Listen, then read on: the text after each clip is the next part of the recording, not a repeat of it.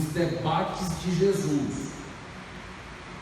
Eu não sei se os irmãos já notaram, se os irmãos já têm percebido, mas em muitas ocasiões dos evangelhos nós encontramos Jesus discutindo com pessoas, diversos assuntos e com diversos grupos.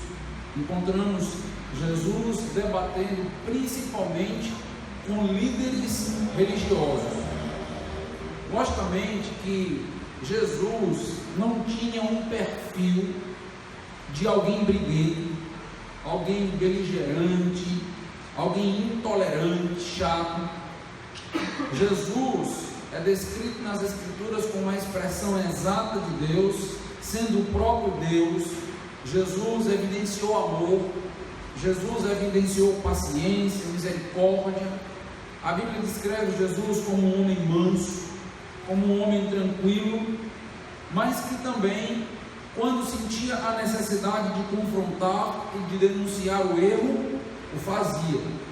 Jesus não era apático, Jesus não era tão passivo quanto as questões da sua época, quanto as questões do pecado e os equívocos teológicos. Às vezes nós criamos uma imagem um pouco deturpada da pessoa de Jesus. Para Jesus, a verdade de Deus era muito cara, era muito valorosa, valiosa, muito importante. Se Jesus vivesse nos nossos dias, ao contrário do que muita gente pensa, ele certamente seria classificado como alguém arrogante, como alguém dono da razão, porque Jesus tinha princípios, Jesus tinha dogmas e não negociava as suas verdades.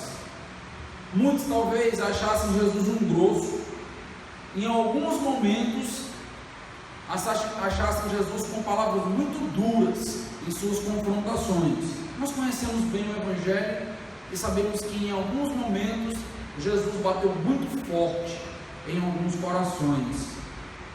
O discurso e as atitudes de Jesus nem sempre foram tão agradáveis assim como muitas vezes nós imaginamos para aqueles que ouviram. Não porque Jesus de fato era alguém desagradável, mas porque Jesus procurava agradar o Pai em todos os detalhes.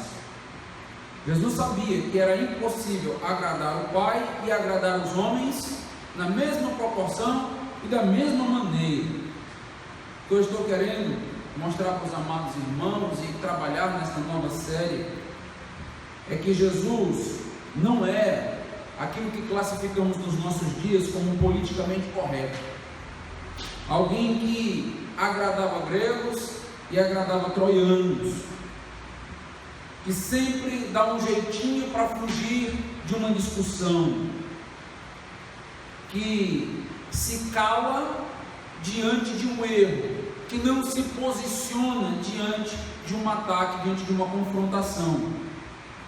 Na verdade, Jesus e os seus ensinamentos desagradavam a muita gente na sua época, talvez muito mais do que nós imaginamos. Desagradou a tal ponto que Jesus foi assassinado por causa dos seus ensinamentos e por causa da sua postura e da sua vida. A popularidade de Jesus, meus irmãos, naquela época, no primeiro século, não se dava por conta de Jesus passar a mão na cabeça de pecadores, como nós usamos essa expressão popular. Jesus não era cúmplice de pecados e de uma teologia equivocada. Jesus era popular por conta do interesse das pessoas. As pessoas conseguiam por interesse, elas desejavam presenciar e serem alvo do milagre de Jesus, das curas de Jesus, do pão que Jesus poderia oferecer. Tanto que quando Jesus confrontou a intenção da multidão que o seguia, a multidão o abandonou. Andar com Jesus, sendo pecador, tendo uma teologia equivocada, errada, não seria tão agradável assim como nós pensamos. Apesar da sua compaixão, apesar da sua longanimidade, misericórdia, Jesus não aceitava uma vida aberta de pecados não confessados. Talvez os irmãos lembrem daquela situação emblemática, onde Jesus entra no templo com um chicote nas mãos mesas e diz que aquela casa era casa de oração. Esta é uma imagem de Jesus que muitas pessoas esquecem. Uma imagem de um Jesus forte, que luta e milita pela verdade, a ponto de virar mesas. O que você diria de um Jesus assim nos nossos dias? Se Jesus chegasse em uma determinada igreja e virasse a mesa, e dissesse: vocês estão fazendo tudo errado, com chicote na mão. Talvez muitos dissessem: eu não conheço esse Jesus.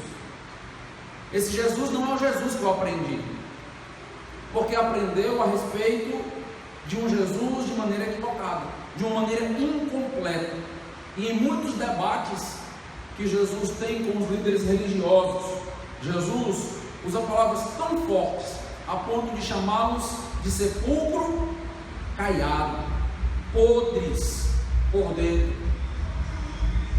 Jesus, dentro de uma sociedade onde todos se acham, todos acham que estão certos, onde ninguém acredita que precisa aprender mais nada, onde todos já acham que são mestres, certamente Jesus entraria em embates e debates com muita gente, talvez conosco, porque por conta do nosso orgulho nós buscaríamos contrariar Jesus ou saber mais do que Jesus, saber mais teologia do que o Deus que promove toda a revelação.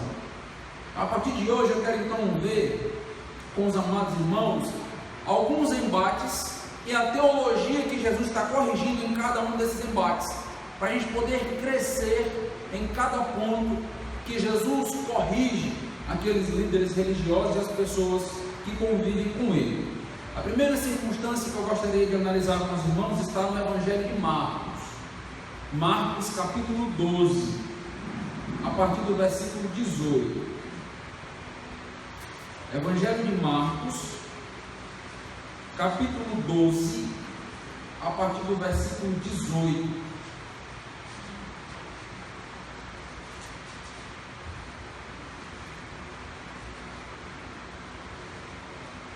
Evangelho segundo Marcos, capítulo 12, a partir do versículo 18. Diz assim a palavra do nosso Deus: então, os saduceus, que dizem não haver ressurreição, aproximaram-se dele e lhe perguntaram, dizendo: Mestre, Moisés nos deixou escrito que, se morrer o irmão de alguém e deixar mulher sem filhos, seu irmão a tome como esposa e suscite descendência a seu irmão. Ora, havia 7 irmãos. O primeiro casou e morreu sem deixar descendência. O segundo desposou a viúva e morreu, também sem deixar descendência. E o terceiro da mesma forma. E assim os 7 não deixaram descendência. Por fim, depois de todos, morreu também a mulher. Na ressurreição, quando eles ressuscitarem, de qual deles será ela esposa? Porque os 7 a desposaram. Respondeu-lhe Jesus: não provém o vosso erro de não conhecerdes as Escrituras, nem o poder de Deus? Pois quando ressuscitarem de entre os mortos, nem casarão, nem se darão em casamento, porém são como os anjos nos céus.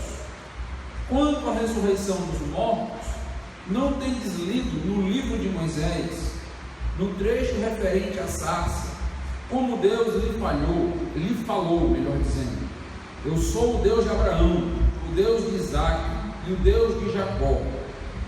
Ora, ele não é Deus de mortos, e sim de vivos.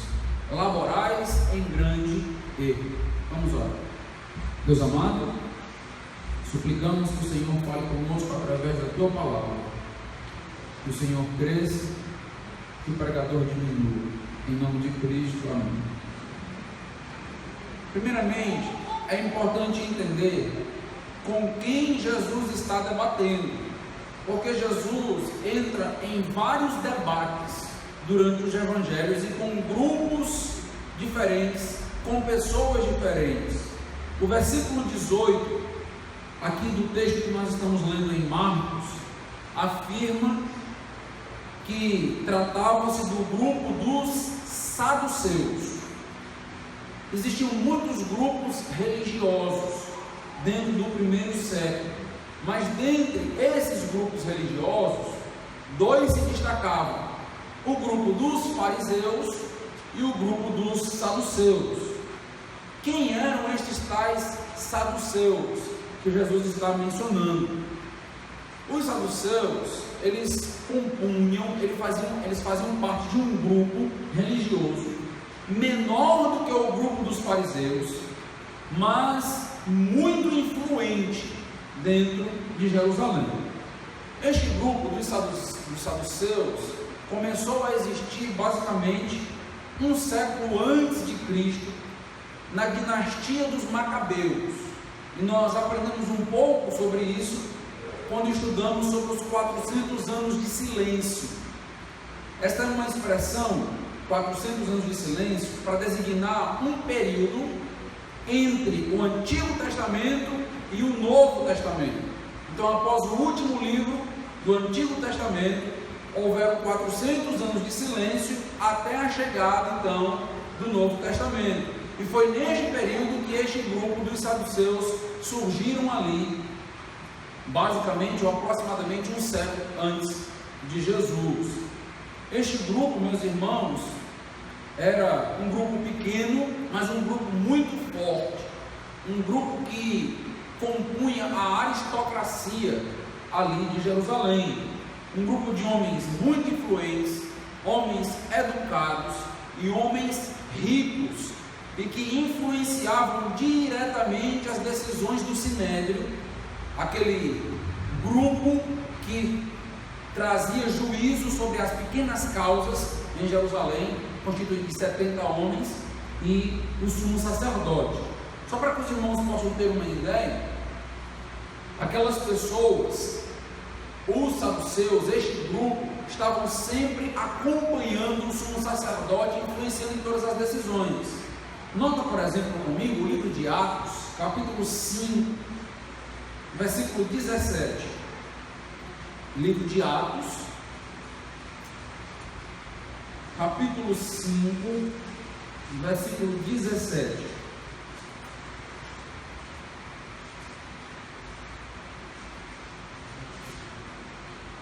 Atos 5,17. Levantando-se, porém, o sumo sacerdote e todos os que estavam com ele, isto é, a seita dos saduceus, tomaram-se então de inveja. Então estes saduceus estavam junto ao sumo sacerdote, e muitos teólogos afirmam que o próprio sumo sacerdote dentro de Jerusalém vinha do grupo dos saduceus. Então os saduceus, no que concerne a teologia, eram considerados conservadores. O que é que isso significa? Significa que eles estavam apegados à lei escrita, à lei de Moisés. Eles baseavam a vida deles nos textos do Antigo Testamento.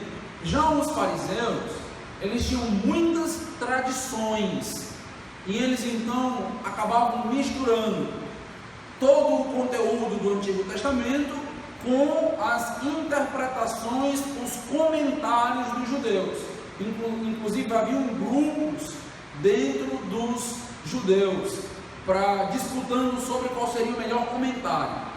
Os saduceus, eles não levavam em consideração essas tradições, esses comentários. Eles então se apegavam ao Antigo Testamento, à lei. Eles eram especialistas então na lei de Moisés. Eles só aceitavam esta lei escrita. Tem um detalhe nesse texto que nós acabamos de ler de Marcos capítulo 12, logo aí no versículo 18, tem um detalhe a respeito da teologia deles. Nos dá uma informação. Não sei se você notou, mas o versículo 18 diz o seguinte: os saduceus que dizem não haver ressurreição. Então, este é um destaque da teologia dos saduceus, que diverge da teologia dos fariseus. Havia muita disputa teológica entre os saduceus e os fariseus. E os saduceus sempre colocavam os fariseus em situações delicadas, por causa justamente da ressurreição, que eles não acreditavam. Mas os saduceus, eles não acreditavam apenas na ressurreição, eles também desacreditavam de vários aspectos da sobrenaturalidade. Nota, por exemplo, Atos, para você notar uma descrição um pouco mais completa. Atos capítulo 23, versículo 8. Nota a descrição aí sobre os saduceus. Livro de Atos, capítulo 23, versículo 8. Pois os saduceus declaram não haver ressurreição, nem anjo, nem espírito, ao passo que os fariseus admitem todas estas coisas.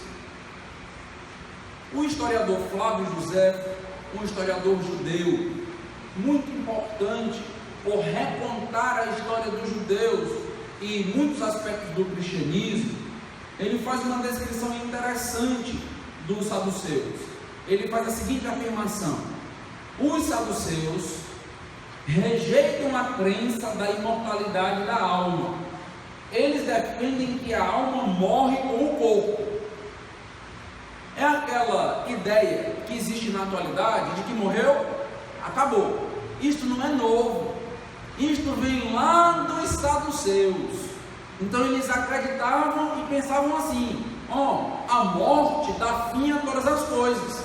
Então aproveite a vida hoje, porque se você morreu, não tem mais oportunidade, não tem mais chance de nada. Acabou. Então esta era a crença deste grupo aí dos saduceus.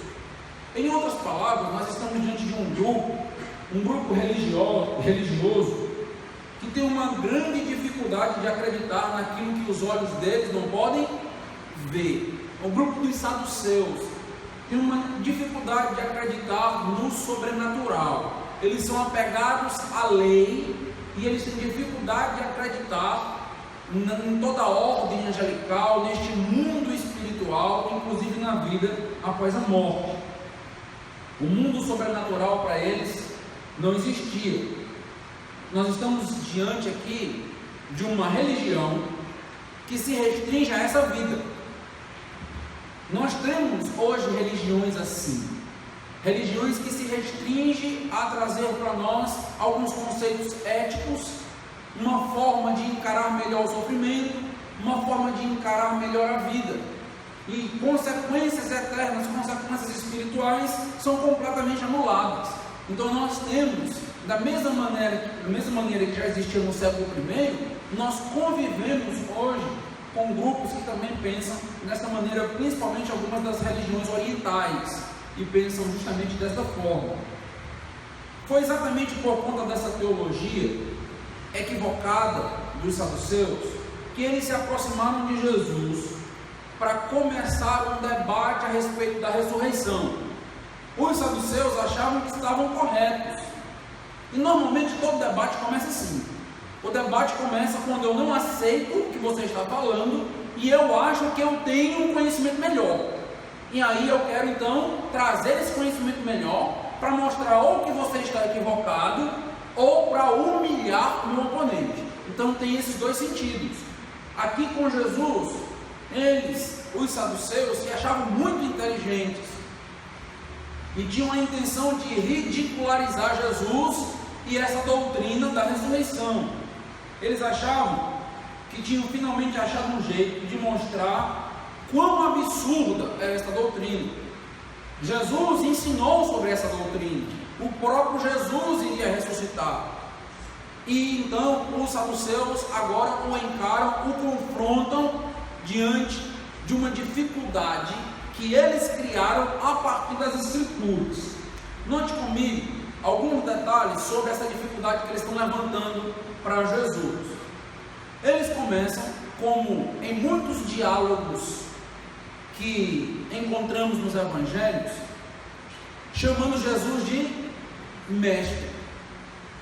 Mas isso não é um reconhecimento da sabedoria e do ensino correto de Jesus, não é uma aceitação daquilo que Jesus pregava. Na realidade, é uma mera formalidade, e muitas das vezes uma formalidade que carrega na esteira uma grande hipocrisia e falsidade. É apenas uma maneira de falar com Jesus, colocando ele como mestre e agora colocando uma situação para que ele possa resolver. A ideia seria mais ou menos a seguinte: você não é mestre? Pois temos uma questão para você resolver. Resolva-nos. Se Jesus não consegue resolver, o que é que eles estão provando para todas as pessoas? Que ele é um mestre de Araque, que ele é um mestre que na realidade não sabe das coisas. Então eles estão colocando Jesus numa situação muito delicada e colocam Jesus ali para responder um problema que eles estão criando, numa teologia que eles criaram. Eles estão, com base na Bíblia, criando um conceito teológico e levando para Jesus, para que Jesus possa responder. Então perceba que os saduceus começam citando Moisés. Moisés é a base para a discussão que eles querem levantar. Veja o versículo 19: Mestre, Moisés nos deixou escrito que, se morrer o irmão de alguém que deixar a mulher sem filhos, seu irmão a tome como esposa e suscite a descendência a seu irmão. Então eles estão pegando algo revelado, algo que Moisés deixou escrito, e estão trazendo agora para Jesus, diante de um desenvolvimento do que Moisés disse. Eles pegaram a verdade de Moisés e desenvolveram agora alguns conceitos sobre ressurreição e querem que Jesus responda. A citação que eles estão fazendo é de Deuteronômio 25, versículos 5 e 6. O que é que diz nesse texto? Deuteronômio 25, versículos 5 e 6. Está dito o seguinte: se irmãos morarem juntos e um deles morrer sem filhos, então a mulher do que morreu não se casará com outro estranho, fora da família. Seu cunhado a tomará, e a receberá por mulher, e exercerá para com ela a obrigação de cunhado. O primogênito que ela lhe der será sucessor do nome do seu irmão falecido, para que o nome deste não se apague em Israel. Então a lei estava prevendo que esta mulher casasse com alguém da própria família, para que aquela descendência, para que aquela família não pudesse se perder em Israel. Lembra que nós temos uma grande importância nas tribos, na divisão da terra. Então não perder alguém é não perder terra. Então tem implicações econômicas também aqui ligadas a esta lei. É com base neste ensinamento de Moisés que o grupo dos saduceus então monta uma estrutura de pensamento que na mente deles, na mente dos saduceus, é devastadora. Então eles estão pensando assim: agora eu vou levantar uma questão para Jesus que vai acabar de uma vez por todas com essa ideia de doutrina da ressurreição. Então nós vamos mostrar de tal maneira que isto é um absurdo, que não vai ter mais pedra sobre pedra desta doutrina. Então eles estavam achando que ao confrontar Jesus, usando aqui aquela linguagem do jogo de xadrez, eles estavam dando um checkmate em Jesus. E agora eles chegaram na última jogada, na jogada perfeita com Jesus. Em outras palavras, ninguém poderia sair daquele arranjo que eles montaram, daquele pensamento. Qual é a pergunta que eles fazem a Jesus? Eles contam uma história. Nessa história tem uma mulher, e nota um exagero aqui, e ele fala de 7 maridos. Nós já temos aprendido que o próprio número 7 tem essa figura de plenitude. Então eles estão falando do maior número de maridos possível. São 7 maridos. Então olha, teve 1, teve 2, teve 3, e ele está falando: olha, nenhum destes maridos engravidou a mulher, não teve descendente de nenhum deles, todos morreram. Parece a viúva negra, né? Tem uma relação com o homem e mata o marido, né? E aí 7 morreram, depois a mulher morreu. E aí eles fazem uma pergunta no versículo 23. Qual é a pergunta? Na ressurreição, quando eles ressuscitarem, de qual deles será ela a esposa? Porque os 7 a desposaram. Os 7 casaram com essa mulher, Jesus. Então, se existe ressurreição, como o Senhor está dizendo que existe, como os fariseus pregam? Me responda, ela vai ser mulher de quem? Na ressurreição tem os 7 homens diante dela. É justo ela escolher dentre um deles? Não. Ela escolhe um e o outro, que teve relação com ela, que foi esposo dela também. Como resolver o problema de relacionamento no céu? Olha a confusão que eles estão criando no céu.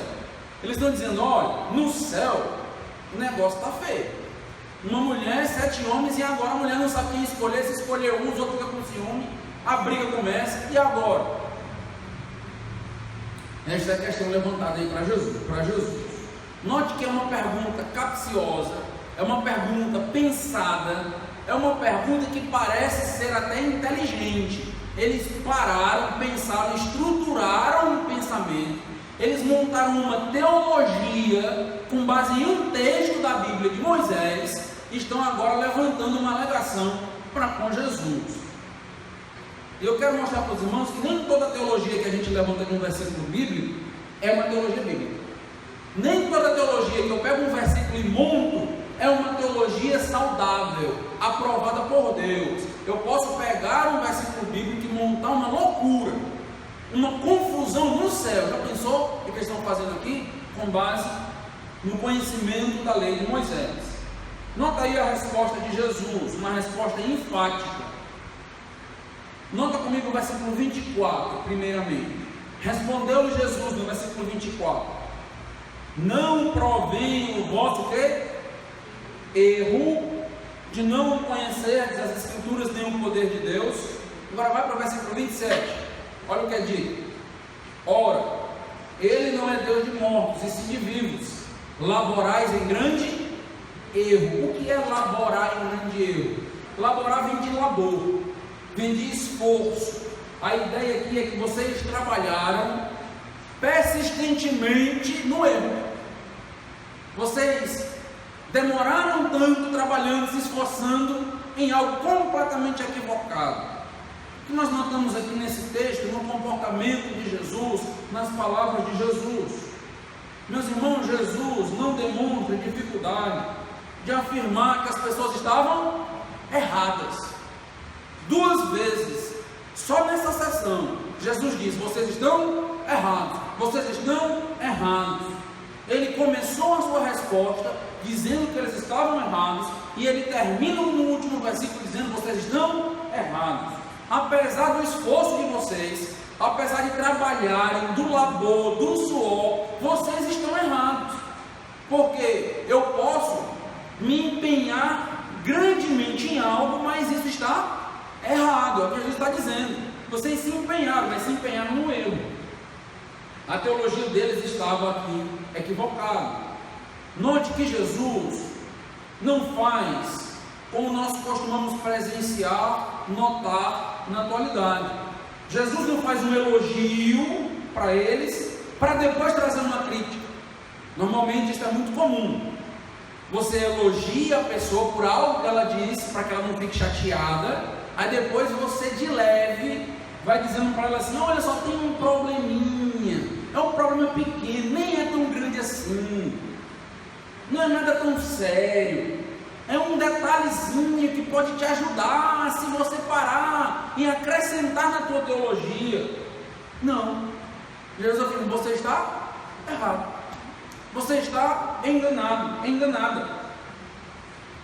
E ele ainda diz o seguinte: vocês estão errados em 2 pontos, não é só um não, são 2. Ele diz: vocês estão errados em não conhecer as Escrituras, e estão errados por desconsiderar o poder de Deus, não conhecer o poder de Deus. É interessante, meus irmãos, como as pessoas muitas das vezes estão erradas, mas não querem ouvir que estão erradas. Estão erradas, mas não conseguem ouvir que estão erradas, porque tem um ego tão inflado que ninguém pode dizer que você está errado, que ninguém pode dizer que o seu pensamento está equivocado, porque você se chateia, você se magoa, você fica com raiva da pessoa. Você ficaria com raiva de Jesus, você não se relacionaria bem com Jesus, porque Jesus disse não uma vez, mas 2: vocês estão errados, e errados em 2 pontos. Imagine agora um saduceu, pare para pensar um pouco nele, alguém que era perito na lei de Moisés, perito no Antigo Testamento, alguém que aprendeu desde a infância a lei, muitos sabiam grandes porções decoradas, saduceus que começaram citando Moisés na questão que levantam para Jesus, e eles ouvem de Jesus: vocês não conhecem o que vocês estão citando, vocês não conhecem as Escrituras. O que Jesus está dizendo para aqueles homens é que vocês são arrogantes, vocês acham que sabem, mas vocês não sabem, vocês precisam aprender, vocês estão errados. É o que Jesus está confrontando aqui. E eu quero mostrar para os amados irmãos como Jesus mostra que eles estão errados, equivocados. Veja comigo o versículo 26 e 27, os 2 erros aí que eles cometeram. Vamos começar pelo versículo 26 e 27, pelo erro das Escrituras. Versículo 26: quanto à ressurreição dos mortos, não tendes lido no livro de Moisés, no trecho referente à sarça, como Deus lhe falou: eu sou o Deus de Abraão, o Deus de Isaac, o Deus de Jacó? Ora, ele não é Deus de mortos, e sim de vivos. Laborais em grande erro. Primeiro ponto que você deve notar é que Jesus também cita Moisés. Os saduceus citam Moisés na sua pergunta, e Jesus cita Moisés, e isto não é por acaso. Eles achavam que conheciam tudo de Moisés, eles achavam que conheciam a lei de Moisés, e Jesus está mostrando que eles não entendem nem o básico, nem princípios mais simples, eles não estão compreendendo e entendendo, que trata-se da genealogia. Eles acreditavam, como nós vimos, que morreu, acabou, como foi a citação aí do historiador Flávio José. Isso não significa que esses personagens que vão ser citados, Abraão, Isaac e Jacó, já ressuscitaram. Não é isso que o texto está querendo nos mostrar. A ideia é que Abraão, Isaac e Jacó estão vivos. É isso que ele está querendo trabalhar. É este o conceito aqui. Porque eles acreditavam que morreu, acabou. E Jesus está mostrando para eles que eles estão vivos, porque Deus é um Deus de vivos. Deus falou isto ao próprio Moisés: eu sou o Deus deles. E Deus não é Deus de mortos, e sim Deus de vivos. Então, quando Deus falou isso para Moisés, Abraão, Isaac e Jacó estavam o quê? Vivos ou mortos? Já estavam mortos. Quando Deus falou para Moisés na sarça, esses 3 personagens já estavam mortos.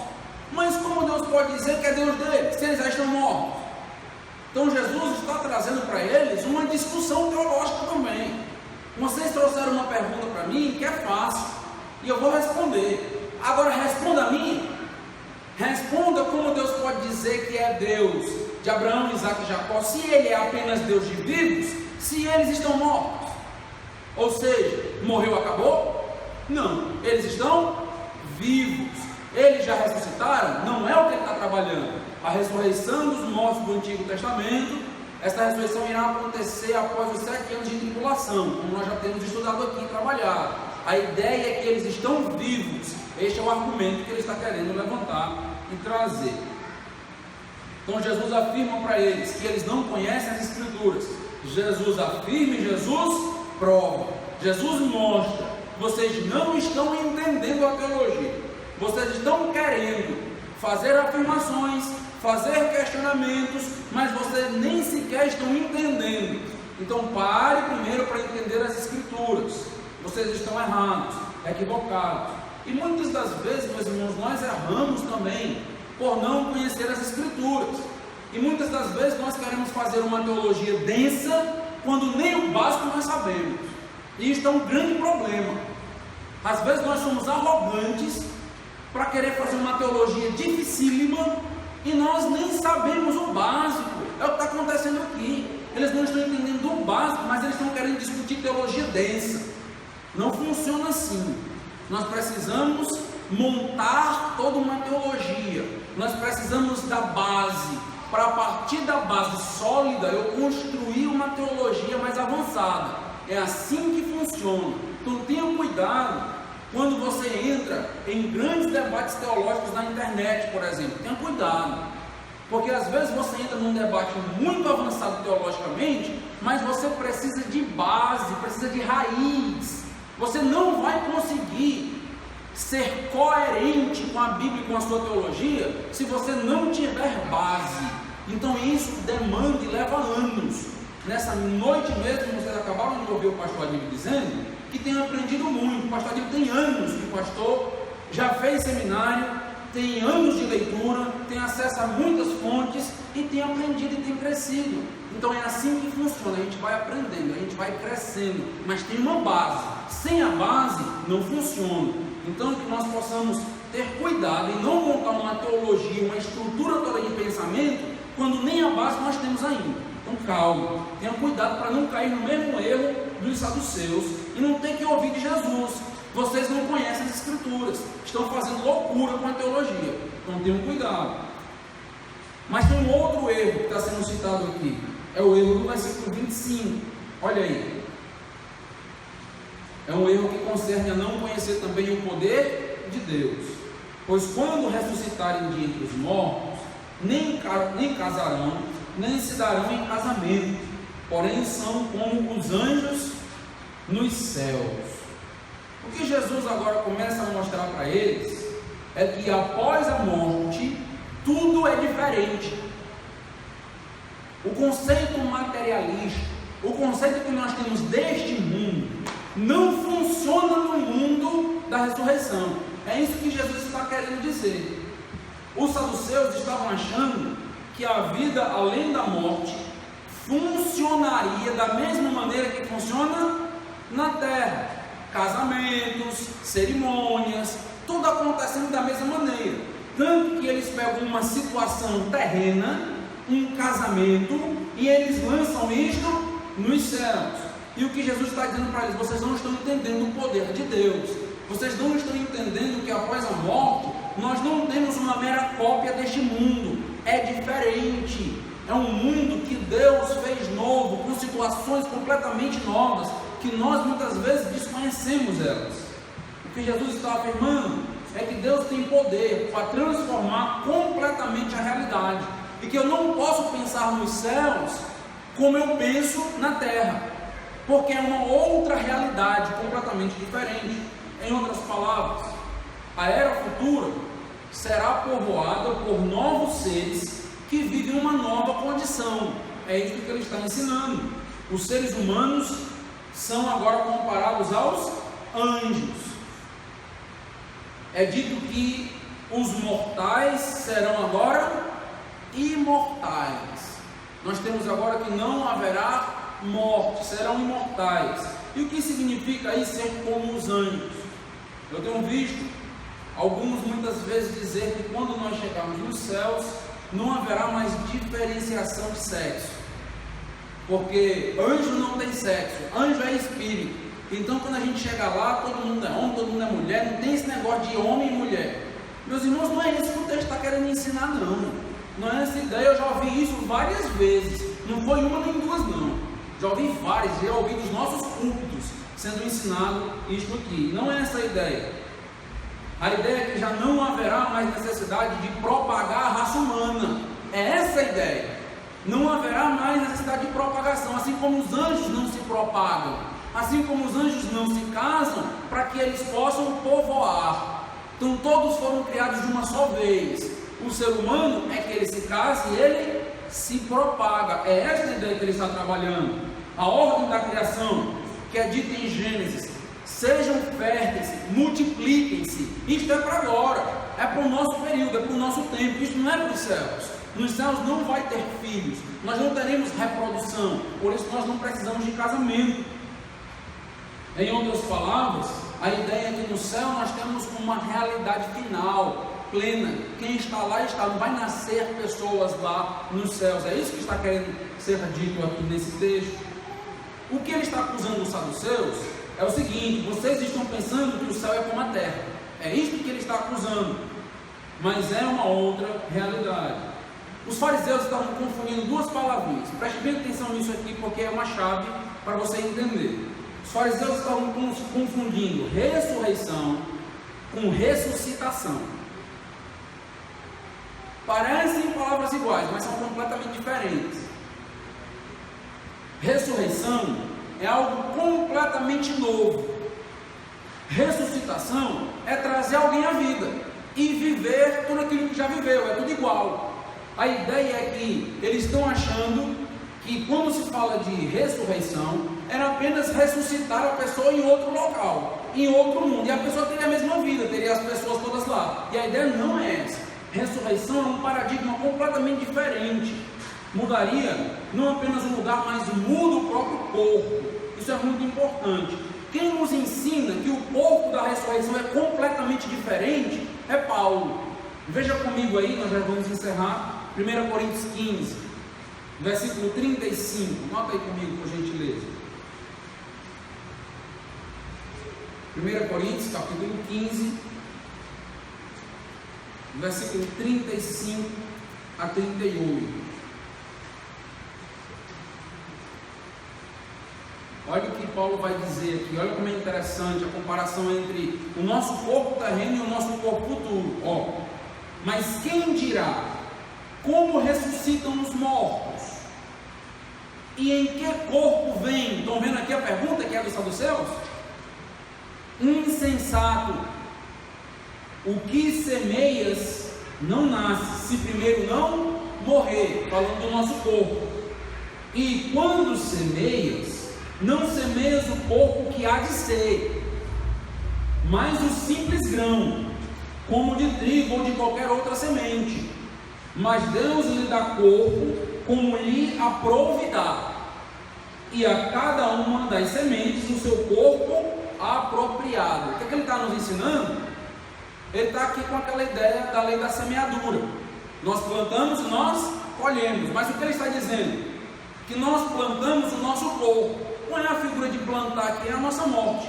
Nós morremos aqui. O corpo que nós temos hoje é este corpo, e nós colhemos um outro corpo completamente diferente, um corpo que é dado por Deus, um corpo apropriado a cada um. Veja comigo o versículo 42, ainda de Coríntios 15, 1 Coríntios 15, versículo 42. Pois assim também é a ressurreição dos mortos. Semeia-se o corpo na corrupção, ressuscita na incorrupção. Semeia-se em desonra, ressuscita em glória. Semeia-se em fraqueza, ressuscita em poder. Semeia-se corpo natural, ressuscita corpo espiritual. Estão notando que é uma realidade completamente diferente da que nós conhecemos? É importante entender que a realidade futura, a realidade da ressurreição, não é a mesma realidade que nós temos. Não é a mesma realidade de limitação natural, de fraqueza, de corrupção que nós temos agora. É completamente diferente, meus irmãos. É um outro momento. E neste momento, de fato, nós precisamos entender que ele é diferente. Por isso, a pergunta dos fariseus era completamente absurda sobre quem aquela mulher teria como marido. Por que era absurdo? Porque é uma outra realidade. Então não existe esse conceito que eles estão fazendo. Eles estão desconsiderando o poder de Deus para formar uma nova realidade completamente diferente. É por não entender também esse conceito da ressurreição que muitos hoje ainda ficam confusos quanto ao nosso corpo na ressurreição. As dúvidas surgem quando alguns perguntam: o que acontece com o corpo de alguém? Como essa pessoa vai ressuscitar se ela for estraçalhada por um animal? Se em determinado momento esse corpo for todo cortado? por algum animal, se ela foi engolida por uma baleia, destruída. O que acontece com o corpo de alguém que explode numa bomba e o corpo explode inteiro, cai de um avião e não sobra nada do corpo? O que acontece na ressurreição com alguém que não tem as duas pernas, não tem os dois olhos? O que acontece? A pessoa ressuscita paralítica, a pessoa ressuscita com cega também, e a pessoa que acabou com o corpo completamente, qual é o corpo que ela vai ter se o corpo dela foi destruído completamente? Meus irmãos, essas perguntas simplificam quando nós entendemos o que Jesus está ensinando e Paulo está ensinando. A ideia é que eu terei um corpo espiritual quando eu for ressuscitado. Tem corpo, mas não é como o meu corpo, não é exatamente assim. É um corpo espiritual, apropriado a cada um, dado por Deus. Então é uma realidade completamente diferente. Então não preciso ficar preocupado com o que vai acontecer com alguém que foi estraçalhado. Ele vai receber um corpo espiritual apropriado a ele. É o que Paulo está nos dizendo.